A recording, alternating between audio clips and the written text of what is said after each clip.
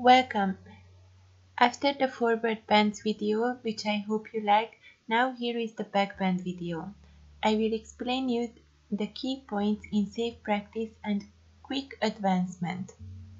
Back bends can be very beneficial for the nervous system. They give you energy and they keep you away from flu as they burn all the bacteria in the body. So let's start. We will start standing. Raise the hands and just stand in Tadasana, and what you need to do, the front of the body, everything raise at the front of the body upward from the calf muscles, thighs muscles, the lower abdominal muscles, and on the back of your body, ground with every muscle. So every muscle point towards the ground. So like this, your body from the side will get more narrow and narrow. The narrower a body, the more energetic it is, the more healthy it is. So point every muscle at the front of your body up and the back of your body down. Next we will start with waving.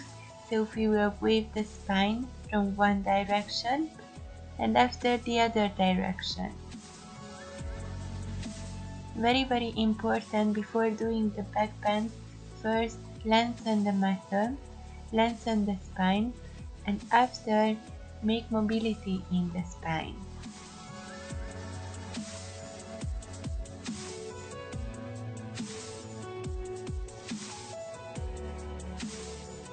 Good.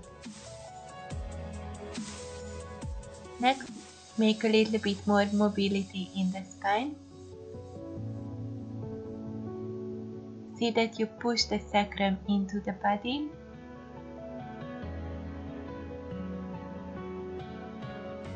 And we move the spine from one side to the other side a little bit more.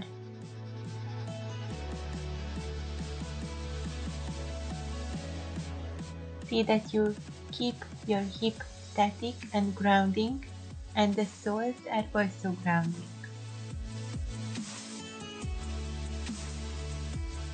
Next, we will start preparation for the standing back bend. What you need to do here is to push the sacrum inside the body and see that you're keeping your waist strong and straight all the time.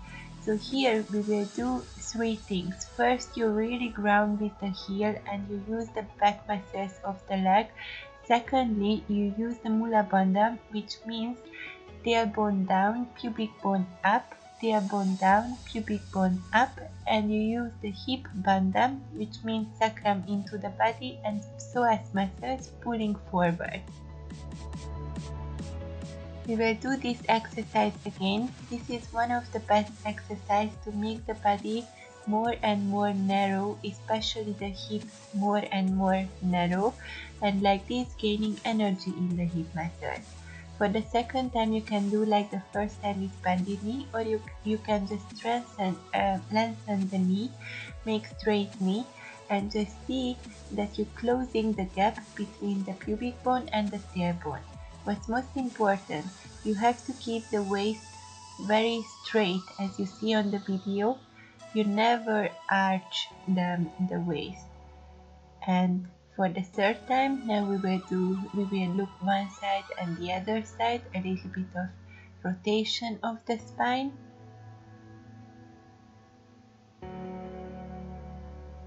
And after the warming up, it's very important that we're warming up the hip muscles. So you see the hip you keep under the body all the time. And first you're warming up the hip muscles, the hip joints. Meantime, you're grounding with the left sole of the feet. In this position, you do also three things. First, you lengthen the left leg psoas muscle, you pull the sacrum inside the body, and you make the psoas muscle mobility, so you push the thighs close to the chest. If you want, you can raise the toes on both legs. This will give you more stability. And you push the hip under all the time. Hip under, pubic bone forward. Let's come to the other side. 4 and 4 circles to one direction and to the other direction. It's always very important to make mobility and flexibility at the hip joint, whether you do forward bends or back bends.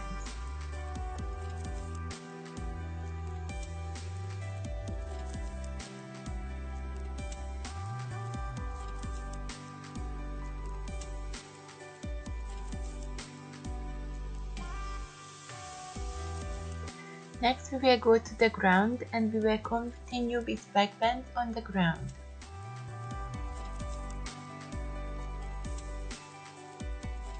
Relax a little bit, and here what we are doing, first we getting mobility in the spine, a few times cobra position.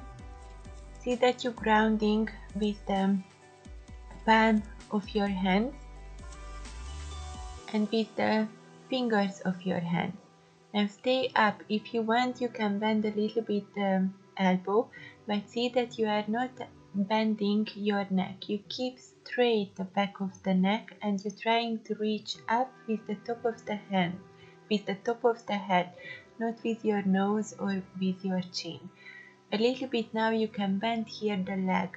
This position for some it may become difficult, so for this you can go to a forearm position first, but we're trying to make narrow the hip area, and see that you're pulling the pubic bone up, the tailbone down. You're really lengthening and pushing down the psoas muscles and tight muscles and tight bone heavily into the ground.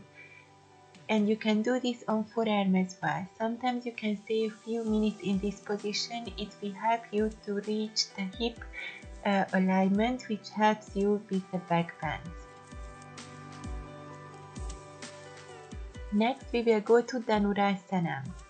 Dhanurasana, it's really good if you can reach your ankles, and if you can reach your ankles, the motion you have to do here, first see, as I showed in the video, that your elbows are not pointing out but pointing towards each other, and first you come up with the knee as much as you can, and only after you bring your chest up as well. See that the collarbones are widening, you keeping the shoulder blades parallel to each other. I show you another version. What I try to do here, I try to bring the weight to the hip area and not to the abdomen area. So I want to make very strong and very narrow hip, because this is the most important things in the back bend. So you see, I'm trying to come to the hip muscles and to the tight bones instead of being on the belly. This asana, it may be hard without a long practice, so what we will do, we will use a cushion for the abdomen, and like this it will become easy.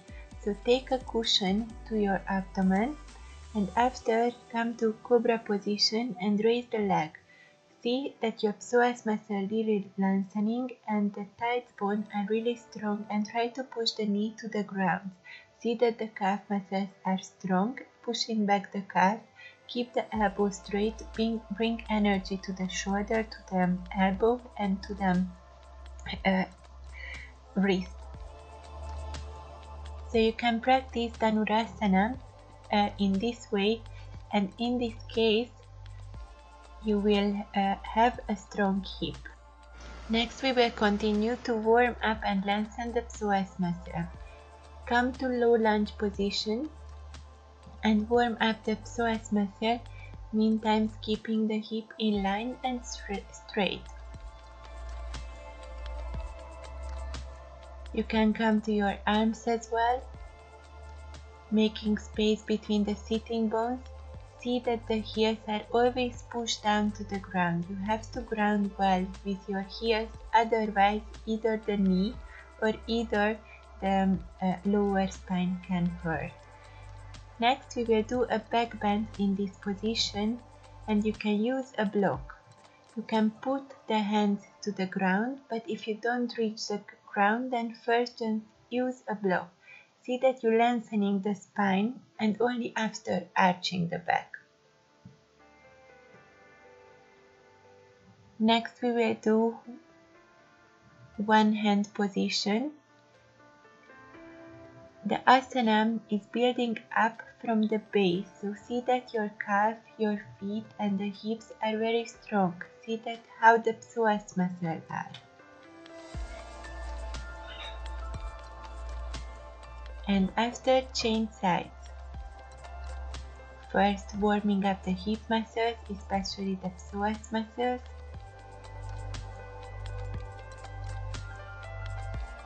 And now I show you the version where you will put the hands, the fingers to the ground. See that you don't throw back your neck, keep the back of the neck straight. And now we will come to the one hand position and see that you don't arching from the waist or from the neck. You're trying to push the spine opposite the heart back into the body and arch from the middle spine. And next we will go to Ustrasana. Ustrasana is very important, as in all the back bends, to keep straight the back of the lower back, and see that you use the two bandhas. First bandha is the pubic bone up, tailbone down. Second bandha, sacrum into the body and psoas muscle lengthening. You can do pointing the toes, or you can do it with a block. Most important thing that you should lengthen the spine and only after arch. See that you keep straight the back of the neck. Once the hip alignment is mastered and you practice enough the back bend, then it will become Chakrasana easy as well. So see that you're rooting with the heels and you're using the back of your leg really. See that you are not bending from the waist or from the neck, but you try to bend from the middle spine, keeping the base of the spine very straight, pushing the pubic bone up to the sky, tailbone towards the knee. And lastly, let's open a little bit the rib cage. Place a brick, or if that's hurt you, then a cushion or a mat just above the shoulder blades and try to lie on it. Shoulders, try to reach the ground with the shoulders, and if you want you can interlock your forearms, grabbing the elbows. See that with each inhale you make space at the chest, at the sternum, and you're opening the rib cage. This exercise can be hard at the beginning, but it's really releasing a lot of stress bond and emotions. And lastly, you never finish back bending without twisting. Very important to twist the spine after back bends. You can do twisting after each back bend, or you can do bigger twisting at the end. You can do the twisting standing, sitting or lying position. After back bends, relax at least in Shavasana 5-10 minutes, as back bends are very energetic but also very strong for the nervous system.